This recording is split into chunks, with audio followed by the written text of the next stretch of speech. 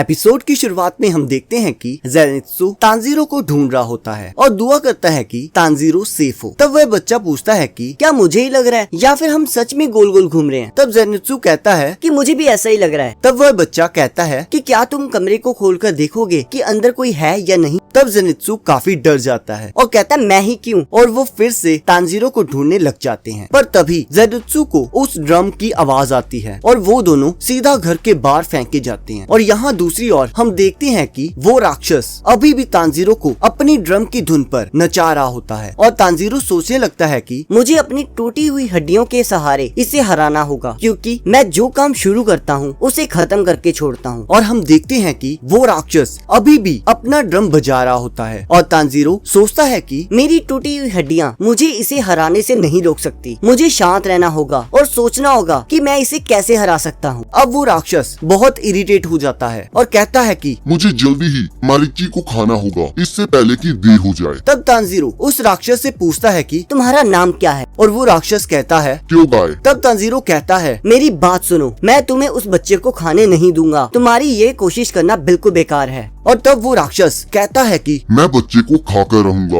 और 12 की जिंदगी में अपनी जगह दोबारा से हासिल करूंगा। और वो और भी ज्यादा ताकत से तांजीरो पर हमला करने लगता है। और यहाँ हम देखते हैं कि हमें उस राक्षस का पास्ट दिखाया जाता है और हम देखते हैं कि वो एक राइटर होता है और एक आदमी उसे कहता है कि तुम्हारा लिखा बिल्कुल बेकार है, तुम अपने आप को राइटर मत कहा करो, तुम किसी काम के नहीं हो, तुम्हें बस अपना ड्रम ही बजाना चाहिए और लिखने के बारे में तो तुम भूल ही जाओ। और हम देखते हैं कि वो राक्षस गुस्से में आकर उस आदमी के टुकड़े टुकड़े कर देता है। और इस तरफ हम देखते हैं कि वो राक्षस बहुत गुस्से में होता है और बहुत तेजी से ड्रम बजाने लगता है, जिससे वो कमरा गोल गोल घूमने लगता है। पर जैसे ही तांजीरो जब जमीन पर पड़े पेपर पर बिना पांव रखे लैंड करता है तो वो राक्षस थोड़ा हिचकिचाता है और तब तांजीरो उस राक्षस के हमले को डॉज करते हुए अपनी पूरी ताकत से उस राक्षस पर हमला कर देता है और कहता है तुम्हारी ब्लड डायमंड आर्ट बहुत इनक्रेडिबल है। जिसे सुनकर वो राक्षस बहुत हैरान हो जाता है और तांजीरो उसका गला धड़ से अलग कर देता है। और हम देखते हैं कि उस राक्षस का शरीर जलना शुरू हो जाता है। तब वो राक्षस तांजीरो से पूछता है कि क्या तुम्हें सच में लगता है कि मेरी ब्लड डायमंड आर्ट इनक्रेडिबल थी? तो तांजीरो कहता है हाँ, मैं ये कभी नहीं भूलूंगा कि मैंने तुम्हें मारा था। और तब वो राक्षस सोचता है कि उस आदमी ने तो मेरे काम की कदर नहीं की, पर कम से कम इसने मेरे काम पर पैर ना रखकर उसकी कदर की, मुझे इस चीज की खुशी है। और हम देखते हैं कि तांजीरो उस राक्षस का ब्लड सैंपल ले लेता है और वो राक्षस जल के मर जाता है। और हम देखते हैं कि तमायो की एक बिल्ली तांजीरो के पास आती है और वो ब्लड सैंपल लेकर चली जाती है। अब तांजीरो बच्चों को ढूंढते हुए एक कमरे में पहुंचता है जहां उसे वो बच्चे मिल जाते हैं और वो उनको लेकर बाहर जाने का रास्ता ढूंढने लगता है। और यहाँ दूसरी ओर हम देखते हैं कि ज़ेनित्सु बेहोश हुआ होता है और वो बच्चा उसे उठा रहा होता है। और जैसे ही ज़ेनित्सु उठता है तो वो बच्चा उसे बताता है कि तुमने मुझे बचा लिया। तो ज़ेनित्सु कहता है फिर तुम रो क्यों रहे हो? तभी उसे एहसास होता है कि वो सिर के बल गिरा था और वो जोर जोर से रोते हुए कहता है कि मुझे लगता है मैं मरने वाला हूँ, मुझे चक्कर आ रहे हैं। पर तभी उन्हें किसी के बाहर आने की आवाज आती है जिससे वो डर जाते हैं। तब हम देखते हैं कि वही सुअर से मुंह वाला लड़का बाहर आता है और ज़ेनित्सु कहता है कि ये तो वही 5th फाइनल सिलेक्शन वाला लड़का है जिसने सबसे पहले फाइनल सिलेक्शन को पार किया था। और तभी हम देखते हैं कि वो सुअर से मुंह वाला लड़का नेजुको की बॉक्स पर हमला कर देता है। पर तभी ज़ेनित्सु बीच में आ जाता है और कहता है कि ये बॉक्स तांजीरो के लिए बहुत इम्पोर्टेंट है। तब वो लड़का कहता है कौन हो तुम? तब ज़ेनित्सु बताता है कि मैं भी तुम्हारी तरह